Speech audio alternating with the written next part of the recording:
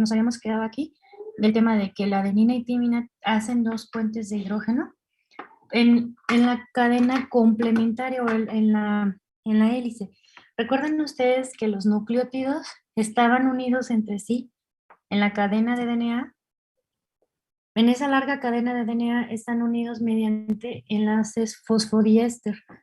Sin embargo, cuando, cuando se unen las dos cadenas de DNA, recordando que son dos cadenas, estos enlaces adenina, guanina, citosina son enlaces fosfodiéster, enlaces covalentes. Y estas dos cadenas están unidas entre sí mediante puentes de hidrógeno que se llevan a cabo entre las bases nitrogenadas de los nucleótidos. Adenina con timina siempre va a tener dos hidrógeno y guanina con citosina siempre va a tener tres puentes de hidrógeno. Entonces aquí está la adenina, aquí está la timina, aquí está la guanina y la citosina. ¿Por qué no puede adenina hacer con citosina? Los puentes de hidrógeno sí se podrían hacer, pero le daría menos estabilidad a la molécula. Si la adenina fuera indiferente a hacer eh, puentes de hidrógeno con timina, con guanina y con citosina, pues estarán de acuerdo que vean ustedes, el hecho de que tenga el DNA, vamos a ver características, pero el hecho de que tenga, vamos a imaginar, ¿no? Estas es las dos cadenas de DNA. Ajá, obviamente, imagínense la que está en hélice. Esa hélice, pues lógicamente tiene un diámetro. Ese diámetro siempre es constante y es una de las características que observaron previo a Watson y Crick para descubrir el DNA. Entonces, pues ese diámetro siempre es constante y entonces, ¿por qué es constante? Porque el tamaño de la unión entre la timina y la adenina es muy similar que de la guanina y de la citosina. Si la adenina se pudiera unir indiferentemente o variablemente o no importara adenina con timina o adenina con guanina o adenina con citosina, estarán de acuerdo, vean ustedes el tamaño de la molécula.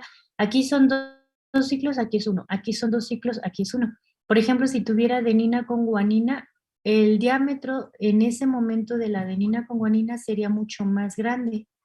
Entonces eso le pierde a la molécula y le pierde pues sí, sus características. Entonces, pues evolutivamente así fue diseñada la molécula de tal manera que siempre, siempre, siempre timina enfrente de adenina y guanina enfrente de citosina. Entonces, hasta aquí vamos bien. Habíamos dicho ya que el DNA está en absolutamente todas las células de todos los seres vivos. Ajá. Los ácidos nucleicos, pues al final de cuentas tienen diferentes funciones. La función del DNA no es otra cosa más que almacenar la información genética. Todo lo que este individuo puede ser en la vida, que si va a ser de ojos azules, de pelo castaño. Muchos creían, muchachos, que la estatura, muchos creían que la estatura estaba determinada también por genes. Hasta el momento no está determinado. Inclusive han hecho experimentos con gemelos que comparten la misma placenta, en donde si un gemelo consume más alimento o se nutre mejor, es el más alto. Entonces también la nutrición da mucho por la altura o una buena alimentación te da una buena altura y una mala alimentación te baja de la estatura, ¿no? Entonces, pero bueno, al menos los ojos sí están determinados por los genes, el color de cabello, el tema corpulesco o si va a ser gordito o delgadito, pues tampoco, tampoco está determinado genéticamente, pero sí ciertas características, el tono de voz y demás. Entonces, lo que sí quiero que les quede claro es que todas las células de un individuo, todas las células tienen la misma información, todas las células tienen la misma información, solo que lógicamente las neuronas expresan cierta información para poder llevar a cabo sus funciones, o estas células del sistema inmunológico expresan otra función diferente del DNA para llevar a cabo sus funciones y así sucesivamente, ¿no? En el caso del desarrollo humano, vean ustedes que nosotros, ¿por qué compartimos la misma información genética en todos los seres? ¿Por qué compartimos la misma información en todas las células de un solo individuo? Es decir, si a nosotros nos quitan una célula del tobillo, una célula del brazo, una célula de la cabeza, una célula de donde ustedes quieran, van a encontrar la misma información genética porque recordarán ustedes que al final venimos de mamá y papá y que ese espermatozoide cuando fecunda un óvulo se convierte en una célula fecundada llamada cigoto. Al día 1 tenemos solamente una célula. Conforme van pasando los días, esa célula se va dividiendo. Imagínense la gran cantidad de energía que necesita esta célula para empezar a dividirse, dividirse, dividirse, dividirse, hasta que el día 5 tenemos algo que se conoce como blastocisto. Cuando una célula se divide, esta célula va a dar origen a dos células hijas, así se les llama. La célula madre da origen a dos células hijas, y estas células tienen exactamente la misma información genética una de la otra. O sea, esta respecto a esta es la misma información genética. Y estas obviamente tienen la misma información de la célula que fue originada. Entonces, por eso es que todas las células, todas, de todo nuestro cuerpo, tienen la misma, porque derivamos de la misma, un óvulo fecundado por un espermatozoide que se empezó a dividir, y el blastocisto, pues ya obviamente se empieza a diferenciar que sí, en la parte del endometrio, no, de la parte del embrión, sus facetas o sus etapas, ¿no? Y pues ya cada célula tiene su actividad, ¿no? Las células de los riñones hacen diferente actividad que las del páncreas, y esas del páncreas hacen diferente actividad que las del hígado, y así sucesivamente. ¿Hasta aquí vamos bien, chicos? Sí, Por ejemplo, una célula, la que ustedes quieran, habíamos dicho, de un humano, generalmente obtenemos esas estructuras. Si nosotros jalamos el núcleo, obtenemos el núcleo y obtenemos, en el núcleo siempre hay, en células que no se están dividiendo, siempre tenemos 23 pares de cromosomas.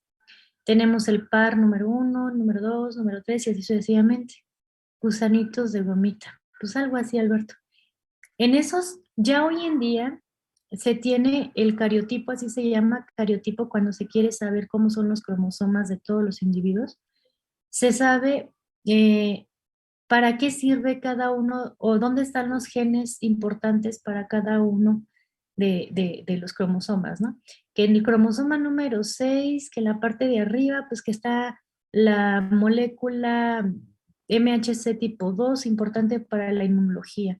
Que en el cromosoma no sé qué está, por ejemplo, el 12 que tiene en esta partecita de acá, muy importante para que los eritrocitos fijen se desarrolle el grupo hemo y puedan transportar oxígeno. Entonces, hoy en día, si ustedes se sacan, se extraen células, obviamente células somáticas. Las células somáticas son aquellas células que tienen los 23 pares de cromosomas.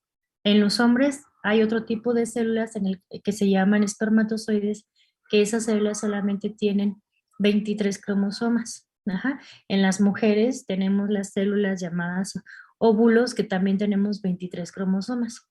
Pero el resto de las células tenemos 23 pares. 23 pares, o sea, 46 cromosomas. Si hacemos extracción de células, les extraemos el núcleo, les observamos su DNA, vamos a ver que tenemos 43 moléculas de DNA. Esta es una molécula, esa es una molécula, esa es otra molécula, y así sucesivamente hasta tener 43 moléculas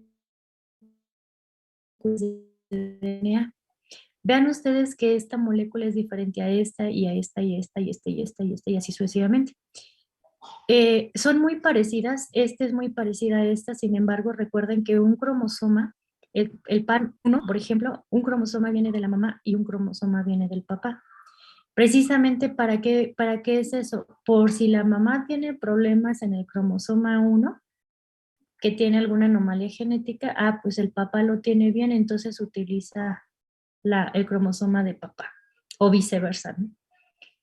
Entonces, ustedes recordarán que de proteínas tenemos más de 100,000 proteínas, ¿no? Entonces, en el caso de DNA, tenemos 43 moléculas de DNA. ¿Por qué me refiero a 43 moléculas de DNA, muchachos? Recuerden ustedes que estas que parecen como unas X son los cromosomas. Los cromosomas visto desde este punto de vista. Recordando que los cromosomas no es otra cosa más que una hebra o una cadena de doble hélice de DNA súper enrollado en histonas.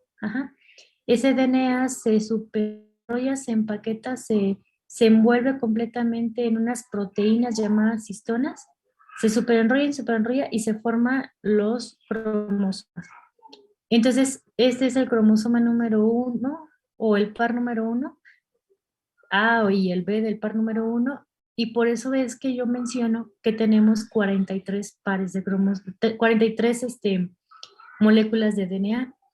Si yo agarro, por ejemplo, este cromosoma, yo agarro la puntita, hagan de cuenta que es un montón de estambre de esos que la abuelita hace las gorritas para el frío, hagan de cuenta que es el estambre súper enrollado. Si yo agarro una esquinita en donde se encuentra la puntita de ese estambre o de ese hilo, y lo empezamos a jalar, a jalar, a jalar, pues lógicamente este me va a dar origen a un hilo largo, largo, largo, largo, este a otro hilo largo, largo, largo y así sucesivamente. Según los expertos en el tamaño del DNA, nosotros estiráramos y uniéramos, por ejemplo, estiro este hilo de DNA, lo estiro linealmente, lo estiro y lo pego con este, y lo estiro y lo pego con este, así sucesivamente. Mencionan que la totalidad en distancia del DNA que nosotros podemos formar son aproximadamente 2 metros. 2 metros tal vez digan, son bien poquitos, sí, pero 2 metros de una molécula lineal es algo muchísimo, ¿no? O sea, pues yo no sé si a ustedes se les haga algo importante, pero desde nuestro punto de vista sí, sí es algo muy, muy importante, ¿no? ¿Hasta aquí vamos bien, muchachos? Sí, profesora. ¿Sí? Ok, muchas gracias. Miren, vamos a ver, déjenme ver unas diapositivas, a ver si las tengo. Vamos nosotros a ver ahorita algo de historia para que les quede claro cómo es que ahorita nosotros estamos hablando del DNA. O sea, qué hubo antes, qué experimentos hicieron, ¿cómo les dijera? Sí, qué experimentos hicieron como para ahorita. Nosotros estamos hablando bien bonito del DNA, pero obviamente esto no es de la noche a la mañana. ¿Cuándo creen ustedes que descubrieron el DNA, muchachos? Así que en tal año, Hace unos fíjate, 50 años.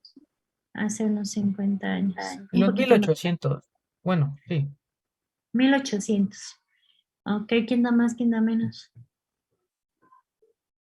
Fíjense, en mis libros de biología, yo estudiaba, o sea, mis libros de biología de la secundaria, esos que te dan de texto gratuito, yo estudié en el 2001, terminé mi secundaria, ¿no dan cuentas? No es cierto, en el 2001 empecé mi secundaria, no hagan cuentas. Y me acuerdo haber leído, o me acuerdo en la lectura del libro de biología que mencionaban, que para cuando un papá le quiere transmitir la herencia a su hijo, o sea, herencia genética a su hijo, no la económica, ¿va? La herencia genética, que era a través de la sangre. O sea, todo el mundo antiguamente creía que en la sangre, como fluido, se llevaba la información genética para que el niño o al abuelo o a quien sea, ¿no? En la sangre. Hoy en día, lógicamente sabemos que no está en la sangre esa información, que toda esa información para que un individuo se parezca a otro comparta ciertas características o haya ciertas características diferentes, pues todo eso está en el DNA. Fíjense, yo les digo que en el 2001 todavía el libro de texto gratuito que daban en las primarias públicas, pues eh, consideraba esta situación aberración que hoy sabemos que existe, pero no hace mucho que descubrieron la estructura del DNA, no hace mucho, pero díganme más o menos, unos me dijeron 1800, otros no, no quieren decirme cuándo más o menos, un estadístico, bueno, vamos a ver, fíjense bien, en 1869 descubrieron realmente el DNA, pero, ¿qué pasó, Diego? Ay, perdón, creo que pueda poner rápido nada más la parte donde estaba la de replicación. Ujú. Mm, No me entretuve a definir replicación por el tema de que lo vamos a ver más adelante. No sé si hoy, pero sí más adelante.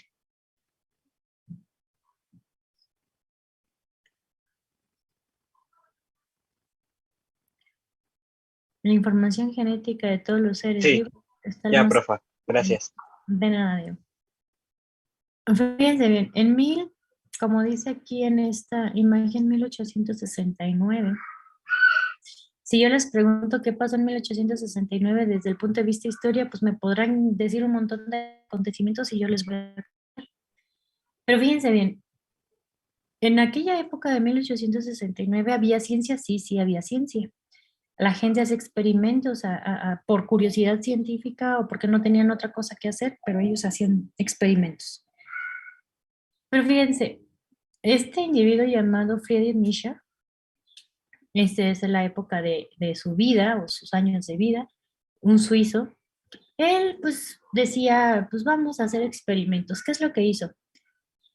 A partir de núcleos de leucocitos, los leucocitos son células del sistema inmunológico. Estas células del sistema inmunológico lógicamente tienen núcleos y lógicamente en sus núcleos hay DNA.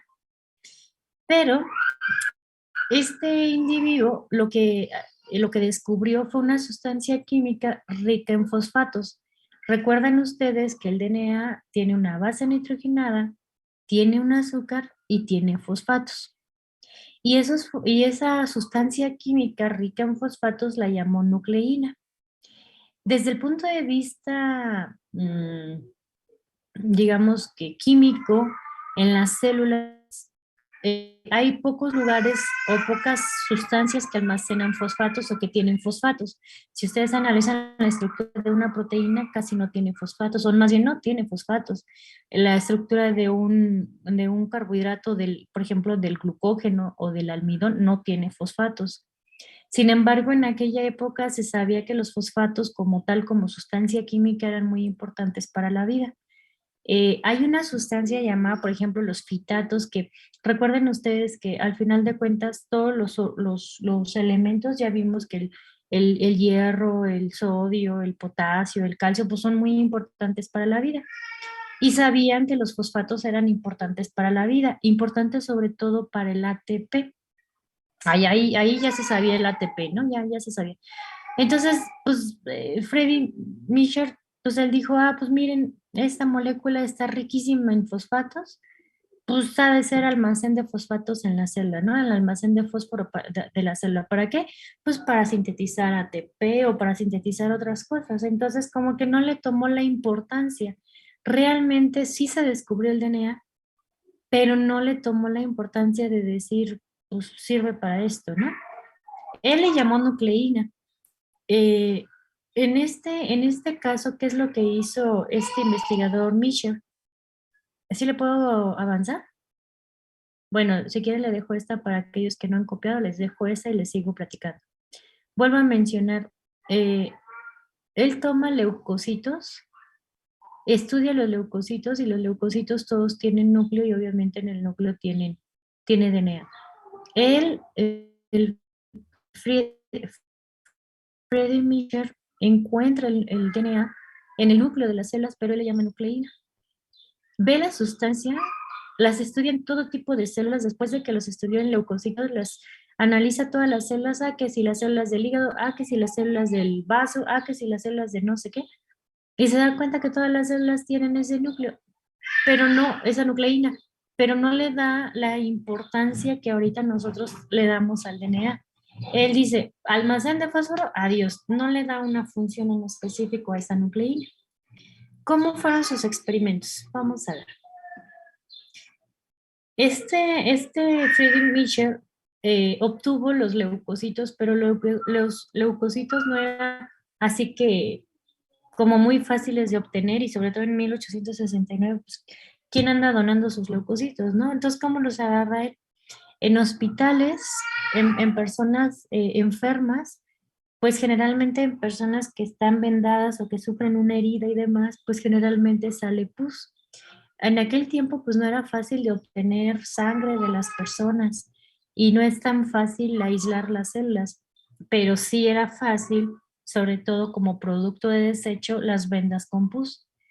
Ellos sabían, Freddy Mitchell veía que había células en esas vendas, entonces obtenía las vendas, hacía las vendas con pus, eh, hacía un lavado de esas vendas con solución salina y en esa solución salina extraía las células de las vendas.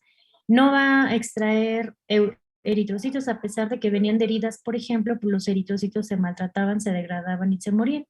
Pero las células que sí había en gran abundancia y que le alcanzaban a sobrevivir a este lavado eran los leucocitos. Vuelvo a repetir, los leucocitos son células del sistema inmunológico. Obviamente, cuando ustedes tienen una herida, la mayor cantidad de células que van a tener alrededor de esa herida cuando esté en proceso de sanación, pues son células del sistema inmunológico. La pus es parte, o la pus lleva una gran cantidad de células del sistema inmunológico. Entonces, esos leucocitos las extrae, los purifica, por así decirlo, los limpia los leucocitos con solución salina y posteriormente le agrega una solución alcalina.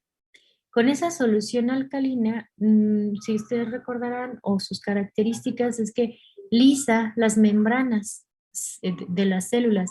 Al lisar las membranas de las células, pues obviamente todos los componentes se sale el retículo, o sea, más bien pues se quedan así como aislados, ¿no? Porque las membranas se empiezan a lisar y lo único que no se lisa son los núcleos de las células de este estirpe. Los núcleos eventualmente van a precipitar, quedan en la parte de abajo. Finalmente, el individuo o el investigador lo que hace es que trata esos núcleos, como lo van a ver ustedes en el laboratorio, con unas soluciones alcohólicas, y lo que hace es aislar ese contenido que está en el núcleo. Y les digo, no le vio una función, simplemente dijo, pues analizándole, ¿a qué tienes? Pues que tienes carbohidratos. ¿Tienes? Pues que tienes nitrógeno. ¿Qué tienes? Pues que tienes, y que tiene fosfato. ¿Cuánto? Y hace una cuantificación y, pues tienes mucho fosfato. Entonces, la función de la nucleína, almacenar fosfato para la célula. Y eso es ¿cómo se llama? Lo que ellos consideran 1869. Hasta ahí guarden la fecha. ¿Vamos bien hasta ahí? Pasaron muchos años, muchas guerras, muchos pleitos, muchas actividades científicas. Pasaron muchas cosas en la vida de la ciencia hasta que llegó el año de 1928. En 1928, pues les digo que todo el mundo hace experimentos de diferente tipo, ¿no? Y había Frederick Griffith, era pues un bacteriólogo, pues todo el mundo que estudia las bacterias quiere saber de qué son, qué es lo que tienen y demás, ¿no? Entonces, ¿qué es lo que hizo Frederick Griffith con las bacterias? Hay un tipo de bacterias que causa neumonía, que se conoce como neumococcus pneumoniae. Dentro de esas bacterias que causan la neumonía, se pueden clasificar en dos. Esos neumococos que se conocen como neumococos lisos, tienen una cápsula de polisacáridos o de carbohidratos que se consideran esos Estos neumococos neumococos pueden ser pueden ser lisos lisos y pueden y ser pueden ser rugosos. rugosos. Los Los lisos, lisos, vean vean ustedes, tienen ustedes, una tienen cápsula una a cápsula a diferencia de la diferencia de la cápsula. cápsula. Y los Y lisos sí los tienen lisos sí una tienen una cápsula cápsula que principalmente de principalmente de carbohidratos. carbohidratos. Esos Esos neumococos se neumococos se consideran consideran lisos lisos y estos y son estos los son los más más virulentos virulentos desde el desde el punto de punto de vista vista de de que que cuando el cuando el sistema sistema inmunológico inmunológico quiere quiere degradarlos o degradarlos o quiere, quiere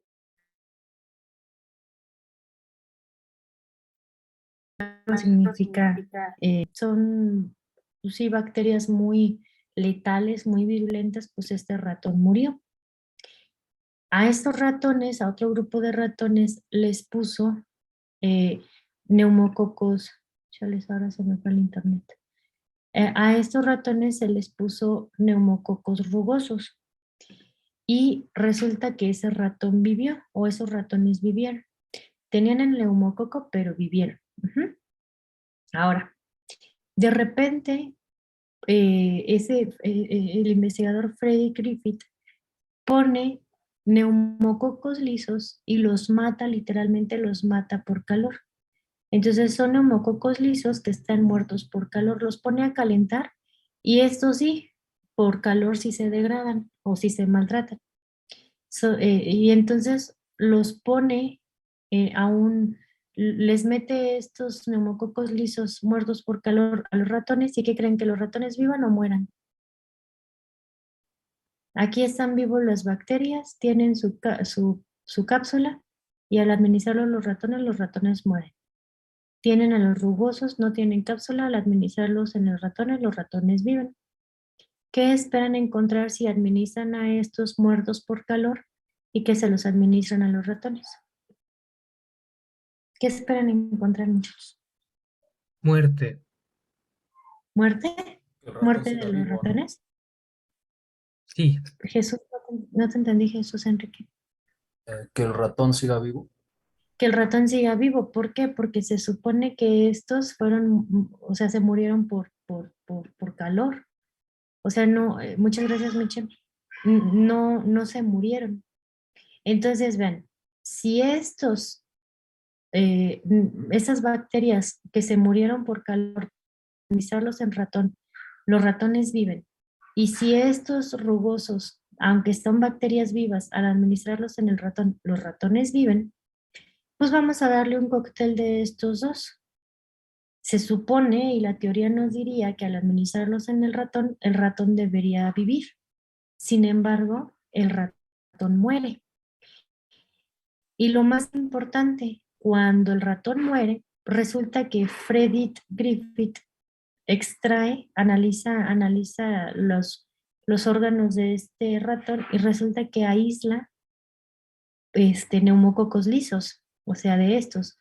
Y dices, oye, espérate, yo no administré estos, yo administré rugosos y lisos, pero los lisos muertos por calor, o sea, fragmentos de este.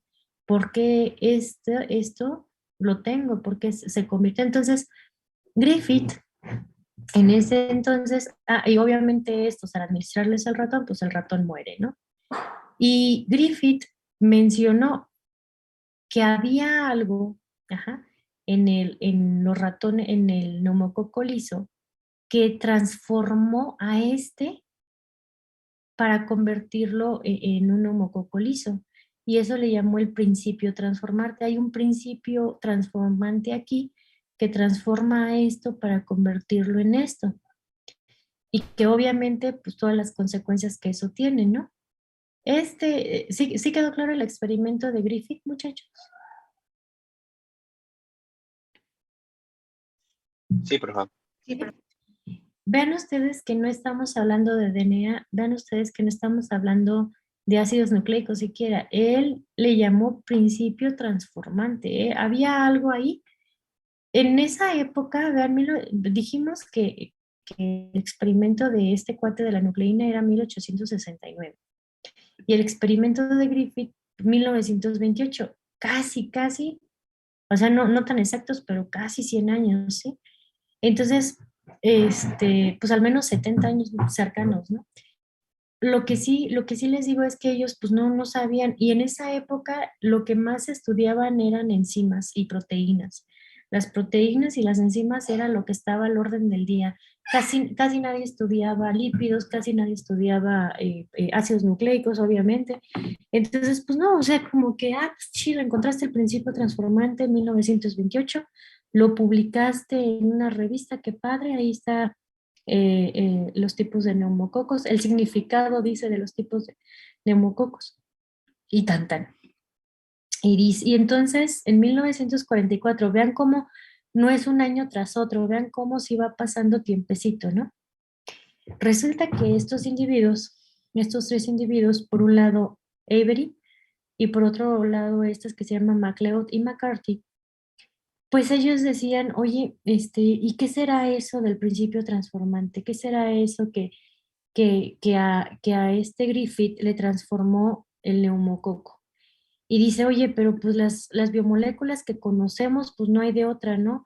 Tenemos proteínas, tenemos lípidos, tenemos ácidos nucleicos.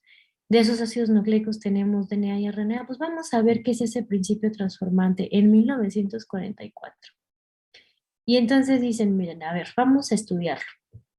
Griffith trabajó con neumococos y les puso calor y los mató. Entonces los neumococos lisos los puso en calor y los mató.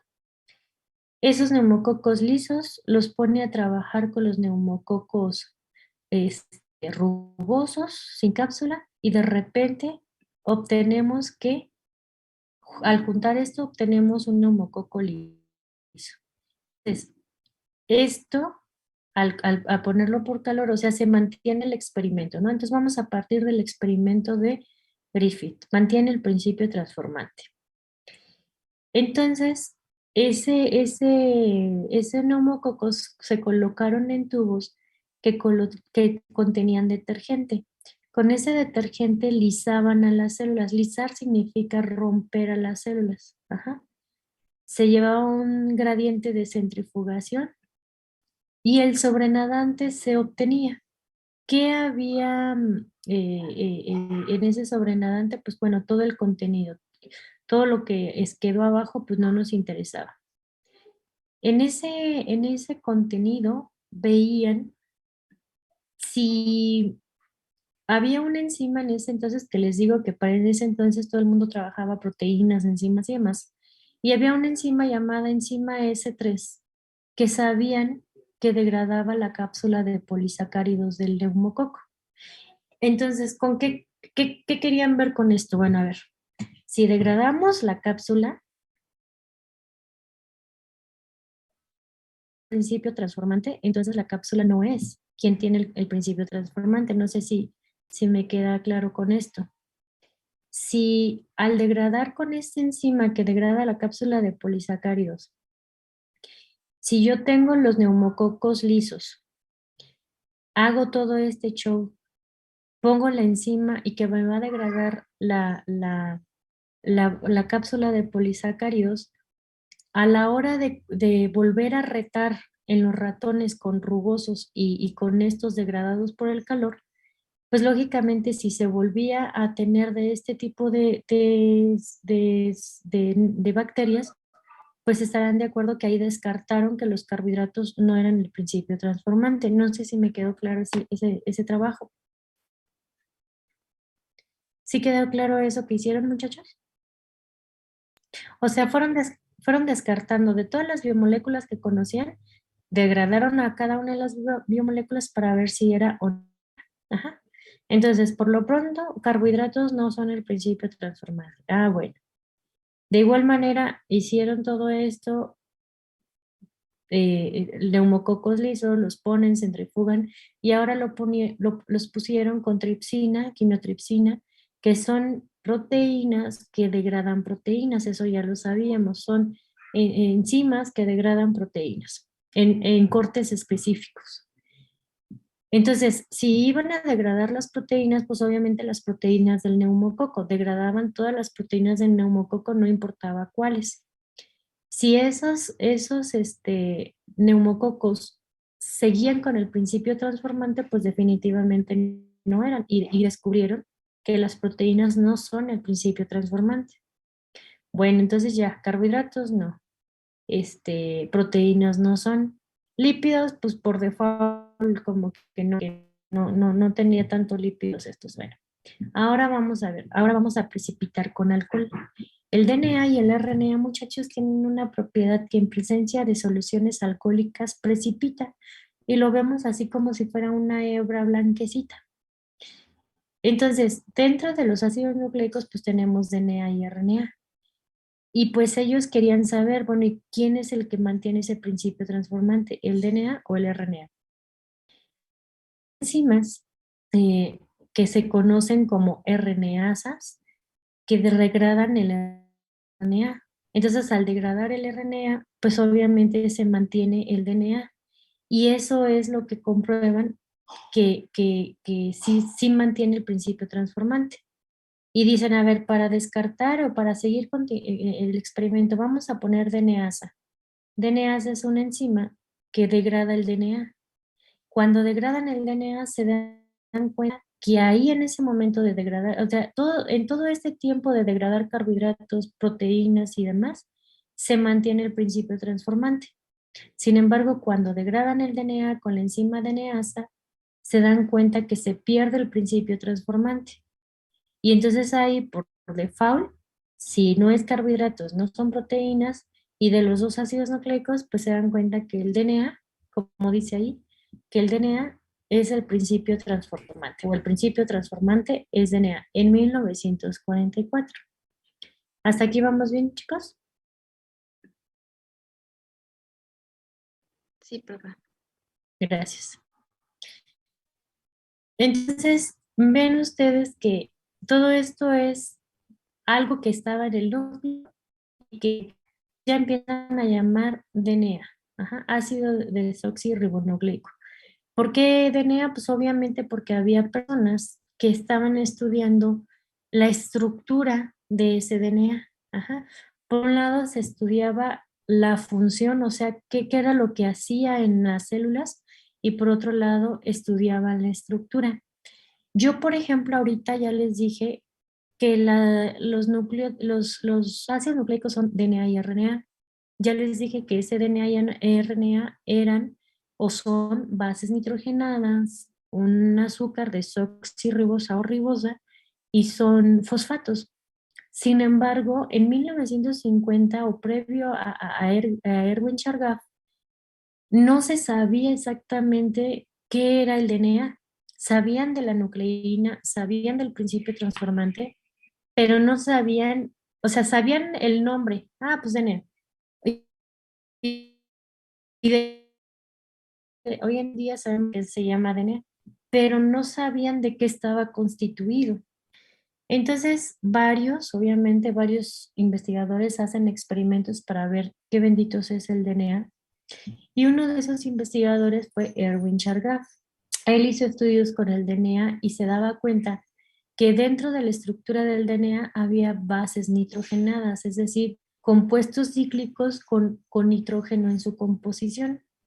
Y lo que él encontraba por haciendo estudios y demás, decía, oigan, no importa qué tipo de DNA estudie, si estudio DNA o la nucleína o ese ácido, si lo estudio de células de ratón, de células de caballo, de células de conejo, de células, no importa, vean ustedes, 1950. Si yo les pregunto, ¿alguien vive con sus abuelitas? ¿Alguien vive ahorita con sus abuelitos? ¿O les viven sus abuelitos? Por ejemplo, compañera, ¿tú te sabes en qué fecha nació tu abuelita o tu abuelito? En 1940. 1940, fíjate. Tu abuelita ya había nacido, tenía 10 años y apenas sabían o estaban haciendo experimentos de qué era el DNA. Apenas, 1950. Entonces, decía Erwin Chargaff, no importa qué tipo de DNA yo estudie, pero siempre, siempre, siempre encuentro lo mismo. El número de residuos de adenina es igual a los de timina. Y el número de residuos de guanina es igual a los de citosina. Entonces, caray, pues ahí ya, si ustedes lo analizan, pues dicen, ay, pues sí, pues porque la adenina se une con la timina y la guanina se une con la citosina, entonces siempre va a haber el mismo número. Para nosotros es muy fácil de entenderlo ahorita. Para en 1950, que nadie sabía nada del DNA, pues obviamente como que esta información pues era novedosa y era muy importante. Ok, ¿qué más decía Chargaff? El número de residuos de bases púricas es igual al número de residuos de bases pirimídicas. ¿Se acuerdan ustedes que adenina y guanina son bases nitrogenadas de 2 ciclos que vienen de dónde? De la purina, ¿se acuerdan? Y la timina y la citosina eran bases pirimídicas, ¿se acuerdan? Entonces, obviamente, Erwin Chargaff no sabía que la adenina se unía a la timina. Simplemente siempre encontraba la misma cantidad de adenina y de timina, y de guanina y de citosina.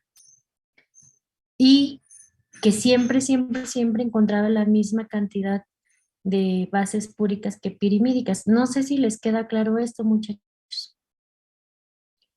Y si entienden la lógica ahora del por qué, ¿no? Va, pues lógico, porque esta es una púrica, esta es una pirimídica y siempre va a ser la misma cantidad.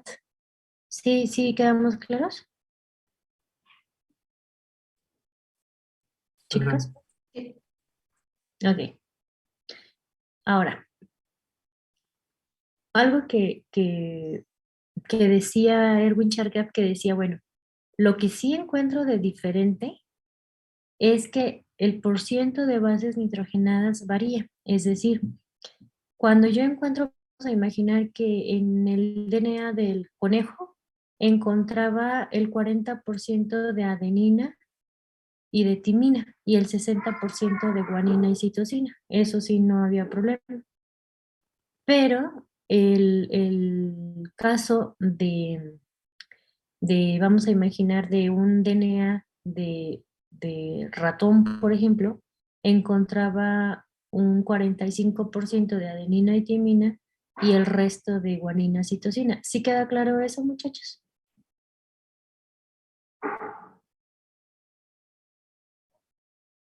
Sí, profe. Ok.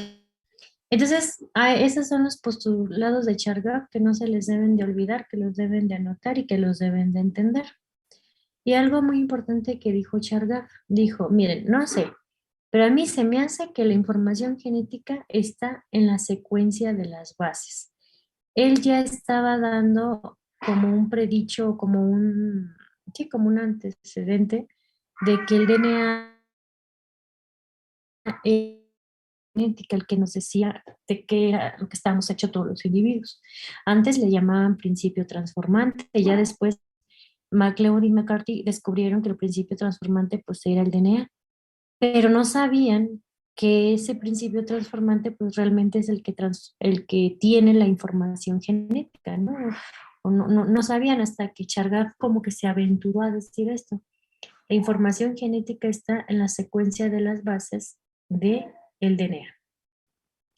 Ven ustedes, pues, que les estaba diciendo, por ejemplo, aquí analizó el DNA de las levaduras, aquí analizó, vean ustedes que hice preparado 1, preparado 2, estudió, por ejemplo, el esperma, el DNA de un esperma, el DNA del timo, el DNA del hígado, de un hígado normal, de un hígado canceroso. Vean ustedes que en el caso, por ejemplo, del esperma, preparado 1, preparado 2, dice ahí, vean el porcentaje o las cantidades que tiene de adenina, guanina, citosina y timina. Sí se dan cuenta que pues obviamente a la adenina pues es más parecida a la timina y demás, ¿no? Del timo, por ejemplo, pues tenía la misma proporción y demás. Entonces les digo que Shargaf estudia todo eso, miren, aquí está su artículo, estudian, él trabajaba en Nueva York, estudian todas las secuencias y entonces por eso se atrevió a dar estos postulados que les digo que se tienen que aprender, adenina, timina, guanina, citosina y así sucesivamente. ¿Ok? Ahora, así como él empezó a estudiar químicamente de qué estaba compuesto el DNA, en 1951, Rosalind Franklin, junto con Maurice Wilkins, que trabajaban en el mismo laboratorio en Londres en 1951, empiezan a estudiar la estructura del DNA. Ellos estudian, Chargaff estudia estructura químicamente, pero ellos estudian la estructura de cómo está constituida y estudian con difracción de rayos X. Con la difracción de rayos X, pues toman un montón de fotografías de estudios de refracción de rayos X hasta que obtienen la famosa fotografía número 51, tomada por Rosalind Franklin. Y dicen, miren, en 1952, esa fotografía fue muy importante para asentar características del DNA. Si yo les pregunto a ustedes qué ven en esta imagen, pues me van a decir, pues yo veo, a ver, ¿qué ven, muchachos? ¿Ustedes qué ven? A ver, por ejemplo, vamos a preguntarle a Karina, ¿y tú qué ves, Karina, ahí en esta imagen? Aparte de sombras.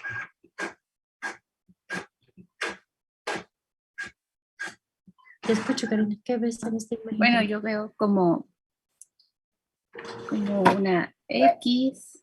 Ok, ok.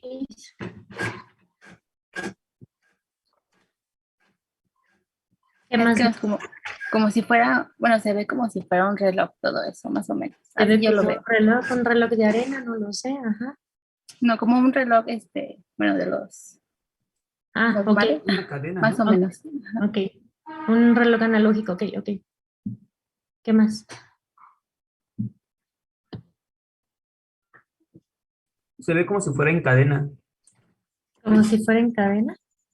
Ok, no sé qué significa que como si fuera en cadena, pero ahí están todas. Venga, se las tomar. Puede ser como la distribución que tiene la masa A al ver, difractarse los rayos X. ajá. Miren, obviamente ustedes me pueden dar un montón de argumentos y como dijo Diego, pues la distribución de la masa, ¿no? En los rayos X, ¿verdad? Pero o sea, si les pregunta ciencia cierta, me dirían, ¿cómo es esta estructura? Pues no, ni al caso. Y así pasó con varios investigadores que ni al caso entendían, pero ellos, Rosalind Franklin y Maurice Wilkins, sí asentaron, o sentaron, mejor dicho, las bases para entender la estructura de DNA. Obviamente, ahorita tal vez a ustedes se les haga más fácil entenderlo. Cuando ellos lo explicaron, pues yo creo que todos los científicos dijeron, estos hombres están, pero fíjense bien lo que hicieron. Con esta fotografía famosa número 51 tomada por Rosalind Franklin, empezaron a decir, mira, con toda esta imagen que yo veo aquí, yo te puedo decir que el DNA es una hélice regular. Está constituida por lo que sea, pero me tiene una hélice. ¿Por qué una hélice? Porque yo veo una densidad aquí y yo veo otra densidad acá, entonces eso generalmente es una hélice. Obviamente ya habían estudiado las hélices de las proteínas y demás, por eso se aventuraron a decir que era una hélice. Con esos estudios te podrían decir, con esa fotografía decían o argumentaban que una vuelta completa de la hélice, ajá, vean ustedes, es como una escalera de caracol y una vuelta completa mide 34 Armstrongs. El diámetro de esa hélice, pues lógicamente ellos podrían analizar el diámetro. Obviamente si a mí me preguntan, no tengo la menor idea con base a qué, porque lógicamente esa es una fotografía, pero obviamente tendrían que tener parámetros para decir con base a qué midieron el diámetro. Pues ellos obviamente tenían esos parámetros, ¿no? Y con esa fotografía sacaron el diámetro y mencionaron el diámetro de esa hélice mide 20 Armstrongs. Entre cada uno de los nucleótidos, ahorita esto ya se sabe, en aquel tiempo pues no se sabía de qué estaban conformados, ¿no? Los nucleótidos, distancia entre los nucleótidos es 3.4 angstroms. Obviamente si una vuelta completa tiene 34, pues entre cada uno de estos son 33.4, entonces una vuelta completa tiene 10 nucleótidos. O sea, si se dan cuenta. Y finalmente la densidad de esta fotografía sugiere que que no nada más, como es una hélice, no nada más es una cadena, son dos cadenas de polinucleótidos. Esta densidad, esta y esta, sugiere que son dos cadenas de nucleótidos. Entonces, esas son características, aparte de que mencionaban que estos fosfatos o esta situación de ver aquí esto bueno, poco denso, sugería que los fosfatos estaban en la parte externa. Ajá. Entonces, con base a esa imagen, les digo yo, que Rosalind Franklin y Maurice Wilkins tomaron, pues empezaron a decir, bueno, pues ya dijimos, ¿no? Ah, pues que las dos hélices, digo una hélice, dos cadenas, bla, bla, bla. Pero aún con todos los experimentos de Chargaff, con toda la explicación de lo que significaba esta fotografía y demás, pues como que todavía no, en 1951 todavía no podían realmente hacer la estructura del DNA. Ese es un intento fallido de Wilkins de cómo era el DNA. Ese era un intento fallido, porque realmente así como lo propuso él, pues no podría ser. Químicamente, no se podía hacer esa estructura así. Hasta que llega el año de 1953. En 1953 pasan muchas cosas. Si ustedes ponen qué tantas cosas pasaron en 1953, no me voy a entretener mucho. Desde enero, desde enero de 1953 hasta diciembre, hay un montón de sucesos muy importantes que pasan, que si el presidente de Estados Unidos desarrolla la bomba de hidrógeno, que si en enero Walt Disney saca Peter Pan, muy importante, bla, bla, bla. En febrero pasa algo muy importante en un bar llamado Eagle, que ahorita les vamos a platicar qué sucede en ese bar. En marzo, pues que le da un ataque en una reunión que Stanley y ay, ¿cómo se llama esto? Uno de sus como generales, pues Stanley le da un ataque y muere días después. Por ejemplo, a la reina, bueno, esa no debe. En mayo, pues que sube, según esto, el primer hombre en subir a la parte más alta del Everest fue Edmund Hillary, según, aunque vean ustedes que dicen que los Sherpas son personas que viven en estas partes, ¿no? Y que el Sherpa le estaba ayudando para que pudiera subir. Esa es una postal en donde se burlan diciendo de que realmente él no fue el primer hombre, ¿no? Él tiene el récord de que fue el primer individuo en llegar al más alto del Everest. ¿Qué más que pasó en 1953? Pues un montón de cosas que pasan en 1953. Por ejemplo, en diciembre, pues este individuo saca la primera revista de Playboy, muy conocida, ¿cómo se llama? La revista esta para caballeros. Y pasan un montón, les decía yo, un montón de cosas en 1953. Pero una de las cosas muy importantes para la ciencia que pasó en 1953 no es que ese individuo haya tomado una cerveza y así, ¿no? Les dije, en febrero de 1953 algo pasó muy importante en este bar. Resulta que en este bar, dos individuos que estaban tomando cerveza, uno de ellos vean, dice Eagle Cambridge, resulta que estaba tomando cerveza junto con otro individuo y que juntos dilucidaron, por así decirlo. Dilucidar significa entendieron y explicaron la molécula del DNA. ¿Quiénes eran esos individuos? James Watson y Francis Crick. Estos individuos en los laboratorios de Cambridge no hicieron ningún experimento, simplemente ellos querían saber cómo era la estructura del DNA. Ya Wilkins propuso una estructura, pero químicamente, termodinámicamente o de la forma que ustedes quieran llamarle, la estructura que propuso él como que no era tan viable. ¿Por qué? Porque no se podía estabilizar, no podía estar adecuada. El chiste es que no era viable esa estructura y todo el mundo decía, oye, es que necesitamos saber la estructura de esa molécula. ¿Pero para qué quieres saber la estructura? Bueno, pues para ver la función. Porque si no conoces la estructura, no se pueden saber muchas cosas y principalmente la función. Ya previamente habían dicho el principio transformante. Bueno, me hablas del principio transformante, pero no me hablas cómo sucede ese principio transformante. Y ellos, Watson y Crick, así como muchos investigadores en todo el mundo, pues tenían curiosidad, ¿no?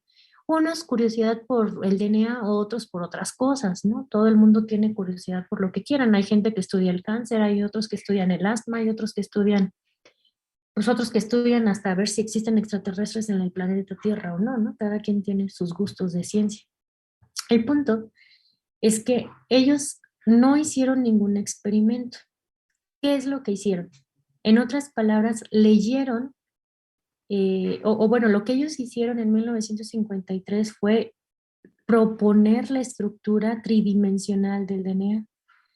Con base a los postulados de Chargaff, en donde la adenina y la timina eran exactamente la misma cantidad, la guanina y la citosina eran la misma cantidad, las bases púricas y pirimídicas eran exactamente la misma cantidad, ellos, y obviamente con base a todo lo que dijeron Rosalind Franklin y Maurice Wilkins con la estructura o la difracción de rayos X, Watson y Crick lo que dijeron fue, mira, resulta que nosotros entonces tenemos una cadena de polinucleótidos o una cadena de nucleótidos que se unen entre sí por puentes de hidrógeno, 2 con estos, 3 con estos, según los postulados de Chargaff, y no podemos tener una estructura lineal, o sea, la tenemos en hélice. Sin embargo, una estructura va de dirección, vamos a llamarle en este sentido, y la otra estructura va en otro sentido. No sé si les comenté yo, pero ahorita les comento. Vean ustedes, estas son las bases nitrogenadas, este es el azúcar desoxirribosa y este es el grupo fosfato. Entonces todo esto es un nucleótido. Déjenme, ¿sí me van siguiendo, muchachos? No hay dudas hasta aquí. Entonces, todo esto es un nucleótido. ¿Cómo les dije que se estaba uniendo este nucleótido al siguiente nucleótido, muchachos? ¿Por enlaces tipo qué? Fosfodiéster. Fosfodiéster, muchas gracias. Entonces, algo muy importante, muchachos, entonces este es el otro nucleótido. El verde es 1, el azul es 1. Y como dijeron sus compañeros, es enlace fosfodiéster. ¿Por qué fosfo? Porque tiene un grupo fosfato y diéster, porque aquí hay un enlace éster y aquí hay un enlace éster, por eso fosfodiéster. Ahora, vean ustedes que la nomenclatura, creo que no les dije, pero la nomenclatura, y si les dije, les vuelvo a repetir, del carbohidrato ribosa o desoxirribosa, tienen la nomenclatura con primas, 1', 2', 3', 4' y 5'. Entonces, en esa estructura de la nomenclatura, vean ustedes que este primer nucleótido, vamos a imaginar que esta es la parte de hasta arriba de esa cadena de DNA. Ajá. La parte de hasta arriba de esa cadena de DNA tiene este nucleótido que tiene su grupo o su carbono 5' con su fosfato y que ya no tiene nada pegado hacia acá. Sin embargo, todos los demás nucleótidos en el carbono 5' tiene su grupo fosfato, pero tiene pegado otro nucleótido en ese carbono 5. Ajá. Y entonces, la dirección, por así decirlo, la dirección, y bueno, y entonces esa cadena al final tiene un extremo 3' libre. ¿Sí alcanzan a ver? Extremo 3' libre. Lo que Watson y Crick hicieron, y les vuelvo a repetir, ellos no hicieron ningún experimento, no participaron en estudiar con difracción de rayos X. ¿Qué es lo que hicieron ellos? Pues literalmente, muchachos, aplicar conocimiento. Con todo lo que ya había dicho Chargaff, con todo lo que ya había expuesto Rosalind Franklin y Maurice Wilkins, todo ello, ellos leyeron, estudiaron y dijeron, a ver, mira, Wilkins propone que se une la adenina y la timina, la guanina y la citosina. Y sabemos que por electronegatividad se forman los enlaces puentes de hidrógeno. Sabemos que son 2 y acá sabemos que son 3. Pero algo muy importante que propusieron Watson y Crick es que las cadenas eran antiparalelas, que cuando tenía, y suponiendo que esta es la parte externa o la parte más arriba del DNA, que cuando una cadena tenía aquí el extremo 5' libre, la otra cadena iba a tener el extremo 3' libre. ¿Y por qué hicieron esto? ¿O por qué lo dilucidaron así? Precisamente porque así el DNA tiene mucha más estabilidad. Esas dos cadenas de polinucleótidos o cadenas de nucleótidos, a la hora de colocarse de manera, y digamos que de manera similar, que las dos tuvieran 5', pues no coincidían, no podían tener una buena estabilidad. Entonces, Watson y Crick, algo muy simple si ustedes quieren, pero muy importante para poder entender la molécula, fue decir, es que son antiparalelas, que esos enlaces, puentes de hidrógeno se hacen en una distancia adecuada y con una fuerza adecuada de tal manera que se estabiliza la molécula, pero porque son antiparalelas. Uno va de 5' a 3' y enfrente tenemos lo contrario, de 3' a 5'. Y ellos entonces hacen esa molécula y efectivamente tienen esa molécula mucha más estabilidad y mucha más, ¿cómo se llama? Mucha más, poca reacción, pues, o sea, más, pues sí, más estabilidad y más verídico químicamente de cómo sucedería. Algo muy importante que también Watson y Crick propusieron, dijeron, miren, imagínense ustedes que esta cadena de DNA es forma una escalera de caracol, en donde las bases nitrogenadas están de manera perpendicular a la hélice. Han de cuenta que son los escalones. Las bases nitrogenadas son los escalones de una escalera de caracol. Y los grupos fosfato sería el pasamano, o sea, ese barandal de donde nos agarramos. Entonces, con base en eso, con base a la estructura que propusieron Watson y Crick, entonces ahora sí se cumplía o químicamente se podía entender esa estructura que explicó Watson, que explicó Wilkins y Franklin, o sea, la mujer que tomó la foto. Watson y Crick y sus propuestas de que las cadenas eran antiparalelas, químicamente hablando, era mucho más fácil de entender esto que la propuesta de Wilkins. Ajá. Recuerden que este individuo científico que también le ayudó a tomar la fotografía, vean esta fotografía más bonita que esta, esta tomada por Rosalind Franklin y por Wilkins, pero ambos trabajaban en el mismo laboratorio. Pues él, a pesar de que propuso su estructura, les digo que no, químicamente hablando, o sea, hagan de cuenta como si dijeran, pues aquí está la estructura de mi DNA. Y llegara un químico y dijera, oye, pero no es posible que el carbono lo pongas con 5 enlaces o que pongas tanta distancia entre un grupo en un enlace puente de hidrógeno, no puede haber tanta distancia. Entonces le empezaron a debatir esta estructura químicamente. Y dice, además, pues no puede ser así por tal razón. Entonces a Wilkins le debatieron mucho su estructura. Él sí respaldaba el tema de la doble hélice, del diámetro y todo así, pero como que no le quedaba quedaba claro bien el asunto de la hélice del por qué no se estabilizaba, ¿no? Cuando ¿cómo se llama?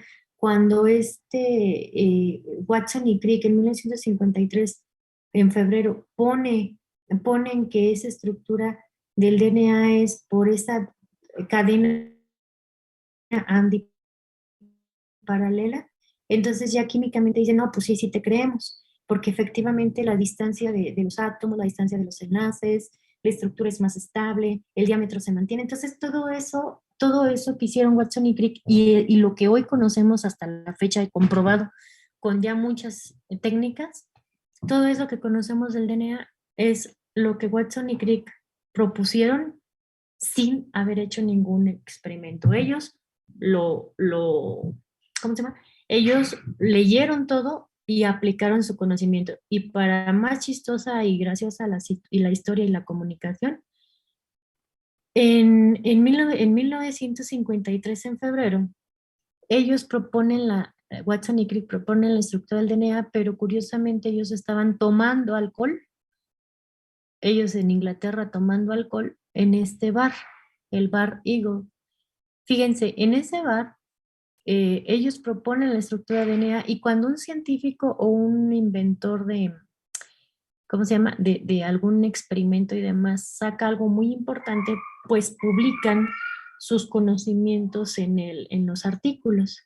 Vean ustedes este artículo de la estructura del DNA, vean, una estructura para el ácido desoxirribonucleico.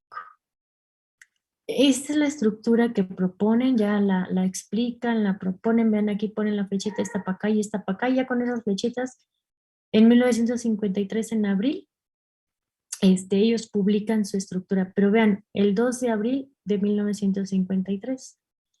Les da mucha risa a los científicos, porque esta fue publicada en una revista muy importante llamada Nature. Si ustedes quieren dedicarse a la ciencia, saben que una de las revistas muy importantes para publicar precisamente es Nature, ¿no? Nature y Science. Entonces, les da mucha risa a la comunidad científica y demás, porque antes de publicarse en un artículo con tanta vanguardia y demás, realmente quien tiene la primicia, por así decirlo, de la estructura, fue un bar. No sé si alguien sabe inglés que quiera leernos. ¿No? ¿Alguien que quiera leernos lo que dice aquí? I don't speak in English, teacher. No, pero sí sabes leer, bueno. De todas maneras, se los Ah, puedo. A ver, Diego, adelante. bueno, no estoy muy seguro, pero dice que el secreto de la vida, por décadas, la águila fue local, público para científicos en la cercanía del laboratorio de Cambridge. Ahí, espérate. En Inglaterra, los bares les dicen pub. O sea, es como el bar, pues, el bar local. Ah, ya, Los el bar. Ok, científicos, ok. ajá. El bar local llamado Eagle, en ese caso Águila. Entonces, por décadas, el Águila fue el bar local de los científicos, que obviamente esos científicos trabajaban en los laboratorios de Cavendish, que se encontraba cerca de ese bar. ¿Y luego?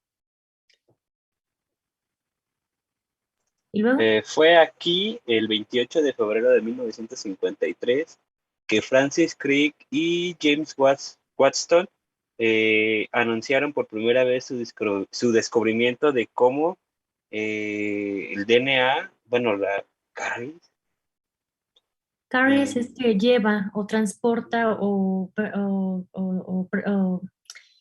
cuando tú agarras algo, ¿cómo se dice? sí, Sí, entonces que sí es. transporta, ajá, ajá. Descubren, bueno, hablan sobre su descubrimiento sobre cómo En lleva la genética, la información genética del ADN Ajá. eh, mm, por James Watson el 25 de abril de 2003. Ajá, fíjense muy bien. Les decía yo que cuando ustedes publiquen algo, cuando son científicos, pues lo publican en revistas famosas internacionales y se hacen famosos y demás.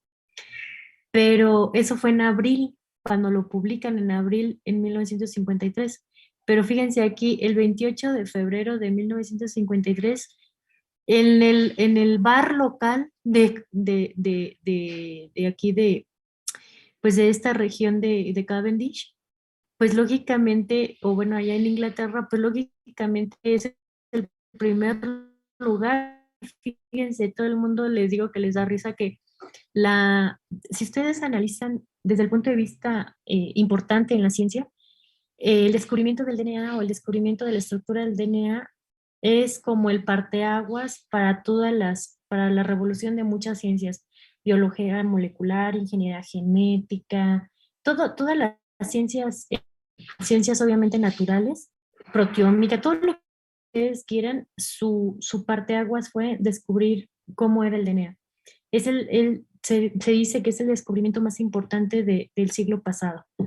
Entonces imagínense que ese descubrimiento más importante del siglo pasado y quizás de la vida científica de muchos, pues sí, de muchos científicos, sea publicado por primera vez en un bar local y que los investigadores estuvieran tomando y bien felices y contentos dilucidando cómo es esa estructura del DNA, ¿no? Que les digo que muchos se ríen de esta situación. En el 2003, James Watson descubrió o reveló esta placa, ¿no? Esa placa la reveló por el 50 aniversario de este acontecimiento. Ujú.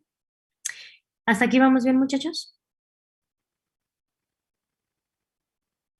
Sí, profesora. Ok, muchas gracias.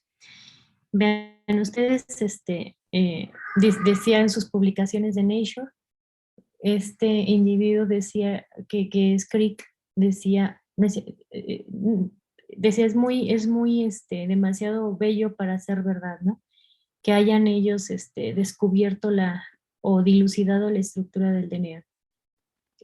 Las firmas autógrafas, aquí uno de los investigadores de aquí ¿cómo se llama? De la Escuela Nacional de Ciencias Biológicas, pues iba a las conferencias de estos, porque uno de ellos vive, no estoy bien segura quién de ellos vive, supongo que ha de ser Crick, pero uno de ellos vive todavía, el otro pues ya falleció, pero uno de ellos vive y pueden asistir ustedes a la ¿cómo se llama? A las conferencias que ellos dan. Fíjense ustedes más o menos lo que cuesta este artículo firmado por ellos, ¿no? Por Watson y Crick. $30,000 aproximadamente. Entonces, si ustedes tienen un artículo, pues si quieren publicar un artículo y son famosos, lo firman y ya en un futuro cuesta mucho, mucho dinero. Y con base en eso de que ellos no hicieron ningún experimento, fíjense, dicen, Einstein decía, como investigadores tenemos que ver lo que todos han visto, pero pensar lo que nadie ha pensado. Entonces, Watson y Crick les dieron el premio Nobel a Watson, a Crick y a Maurice Wilkins en 1962, casi 10 años después del descubrimiento de su DNA. ¿Por qué? Es como cobrar las utilidades, exactamente. ¿Por qué a ellos que no hicieron ningún experimento, pues les dan el premio Nobel? Pues lógicamente porque pues aunque ellos no hicieron nada, pues les digo que leyeron y entendieron e hicieron perfectamente la molécula. Vean, Watson es el que todavía vive. Crick murió en el 2004. Uh-huh. Maurice Wilkins, él no le dieron el premio Nobel. Digo, a Maurice Wilkins también le dieron el premio Nobel junto con Watson, pero a quien no se lo dieron fue a Rosalind Franklin. Muchos movimientos como les dijera, de mujeres, han mencionado que no les dieron el premio Nobel a la mujer, a Rosalind Franklin, por misóginos, por machistas, por el mundo de los hombres que no quiere a las mujeres, que no sé qué, que bla, bla, bla, bla, bla, bla.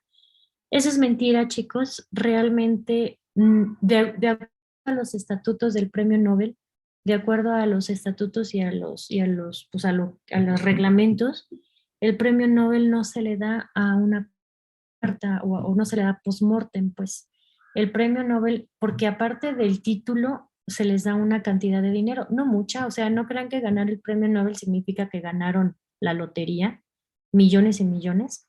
Yo creo que ganar el premio Nobel te da más que nada un reconocimiento científico de que algo hiciste o algo aportaste a la comunidad científica y puedes pasar a la historia si tu trabajo es muy importante y si no es tan importante, pues se te olvida, ¿no? O te lo pueden rechazar.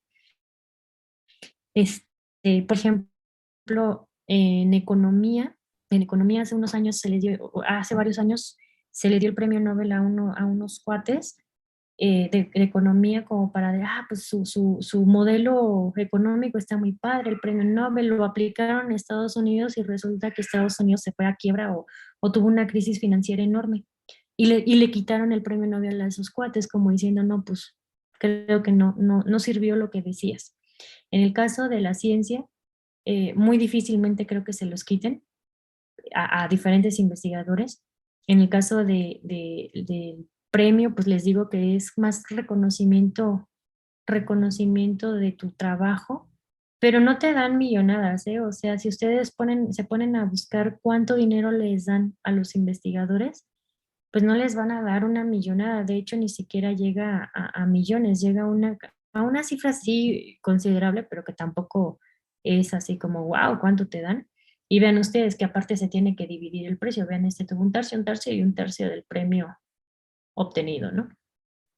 Y les decía que este movimiento de que, ay, que las mujeres, que por qué no se lo dieron a Rosalind Franklin, porque ella tomó la fotografía del 52 y que vean ustedes que el premio Nobel se le dio en 1962 a estos individuos y en 1958 Rosalind Franklin muere. ¿Por qué se le da en 1962 al premio Nobel si ellos lo descubrieron en 1953? Porque en 1953 ponen la estructura, mencionan la estructura, pero no, como les dijera, no de la noche a la mañana se le ve la importancia. Es muy importante la estructura hoy la anuncian y qué padre y todo el mundo dice qué padre, pero la importancia la ven a futuro. El saber la estructura, pues se sabe la función y entonces con base a la función se dan cuenta de la importancia del DNA, pero no es de la noche a la mañana o al día siguiente donde Watson y Crick propusieron la estructura. Por eso es que hasta 1962 se les da el premio a Watson y Crick por sus estudios. Entonces a Franklin no se le da pues, porque ella ya había fallecido en 1962. Y por eso es que de acuerdo a los estatutos que el premio Nobel existe antes de que nazca estos individuos, el premio Nobel según sus estatutos no se da post-mortem, no se le da a personas que fallecieron y por eso es que no se le da a Rosalind Franklin, ¿no? Ahora, Chargaff, que él sí vivía para cuando se le dio el premio Nobel, vean, hace poco falleció, hace 10 años falleció. Él sí como que estaba muy molesto, él decía, oye, pero ¿por qué a mí no me lo diste? ¿Por qué a mí no me diste el premio Nobel si yo descubrí, hice mis postulados y con base a mis postulados, porque ellos mismos lo dicen?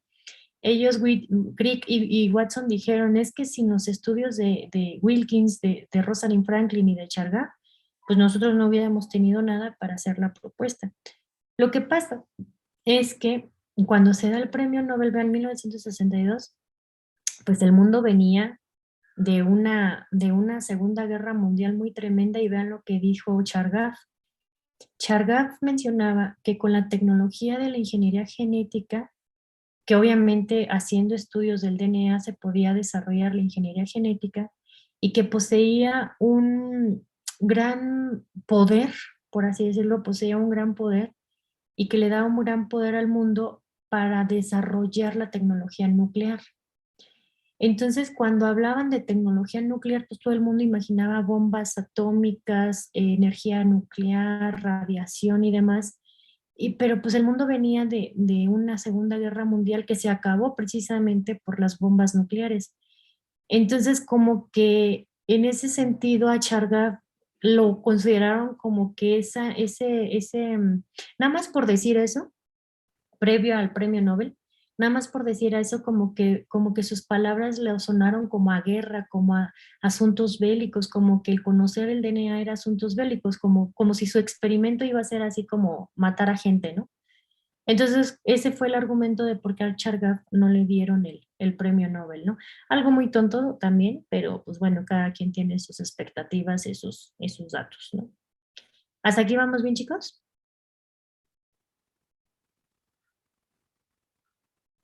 Sí, profesora. Ok. Ahora, así como vimos características del DNA, digo de las proteínas, pues el DNA también tiene ciertas características muy útiles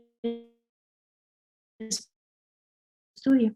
Cuando ustedes vayan a hacer un experimento o una tesis de investigación y les digan, obténme DNA, pues bueno, la obtención de DNA es una forma muy fácil si ustedes quieren. Hoy en día hay métodos, les llamamos métodos artesanales, porque literalmente ahí están con cloroformo agitando y luego etanol y extrayendo DNA y bla, bla, bla.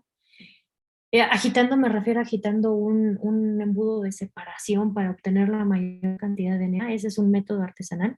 Sin embargo, ya hay kits o herramientas, sustancias químicas en el mundo de la ciencia, que es más fácil obtener DNA mucho más puro, mucho más cantidad y mucho más fácil, ¿no?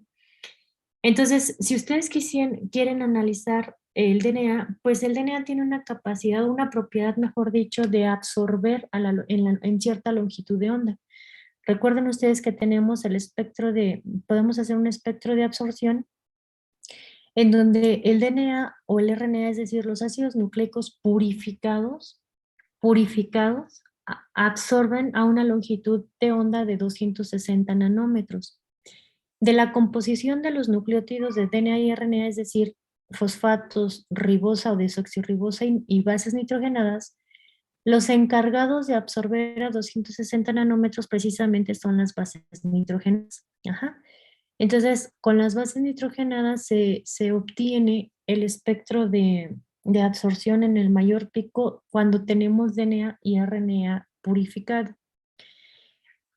Cuando tenemos, porque uno de los métodos para obtener, o el método para obtener DNA, pues obtenemos o utilizamos enzimas que degradan proteínas, enzimas que degradan lípidos o enzimas que obtenemos fácilmente DNA. Entonces muchas veces se puede tener una contaminación del DNA o RNA con proteínas que se utilizaron para su extracción. Entonces, el perfil de absorción disminuye o el pico disminuye, se ve más chiquito. Entonces, siempre cuando ustedes vayan a analizar su DNA, tienen que hacer la comparación o hacer el análisis si esa absorción del DNA es purificado o si está contaminado. Ya saben ustedes que tenemos el espectro de absorción de proteínas, eso es tema del primer parcial que ya vimos. Recuerden ustedes que las proteínas absorben por ciertos aminoácidos con anillos aromáticos como la fenilalanina, tirosina y demás, y absorben a 280 nanómetros. Sin embargo, las bases nitrogenadas de los ácidos nucleicos absorben a 260 nanómetros. ¿Queda claro hasta aquí, chicos? ¿Sí quedó clara esta propiedad? Sí, Sí. profesora. Y otra propiedad muy importante de los ácidos nucleicos, precisamente cuando Watson y Crick propusieron esta doble hélice y que mencionaban que las bases nitrogenadas quedaban como si fuera, imagínense ustedes una escalera de caracol, pues esa era doble hélice de DNA, en donde los escalones eran las bases nitrogenadas. Una propiedad muy importante de esa cadena de DNA es que recuerden ustedes que las bases nitrogenadas quedan al interior de esa hélice y los grupos fosfatos quedan al exterior. Recuerden ustedes que los grupos fosfatos es como si fuera el pasamanos o el barandal para agarrarnos y subir las escaleras. Esas bases nitrogenadas tienen una propiedad muy importante que tienen una región altamente hidrofóbica. ¿Qué significa altamente hidrofóbica? Pues lógicamente que se aíslan del agua. Si nosotros colocamos el DNA, eso de DNA por los grupos fosfato, pues sí puede estar en contacto con el agua. pero las bases nitrogenadas no, por eso se ponen en el interior como si fueran los escalones de las escaleras. Esa propiedad de tener un ambiente totalmente hidrofóbico en el interior del DNA permite utilizar ciertos marcadores hidrofóbicos como el bromuro de tidio para que en un análisis del DNA podamos, con equipos especiales, se conocen como fotodocumentadores, esos equipos especiales permite visualizar en dónde tenemos el DNA. Pero ese DNA no lo podríamos ver si no utilizamos el bromuro de tidio. El bromuro de tidio, que es esta molécula rosita, es esa molécula rosita que tiene un papel hidrofóbico totalmente, que se intercala entre las bases nitrogenadas y que cuando lo hacemos incidir una luz ultravioleta con el fotodocumentador, pues ese DNA se queda ahí expuesto, se queda, sí, pues, o sea, se marca y entonces nosotros podemos analizar la cantidad, qué tipo de genes hay, y demás cosas del DNA. ¿Sí? Entonces, ¿hasta aquí quedó claro, chicos?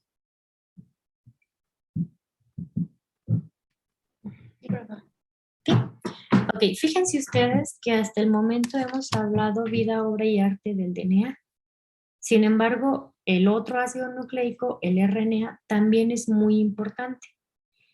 Sin embargo, déjenme poner las diapositivas.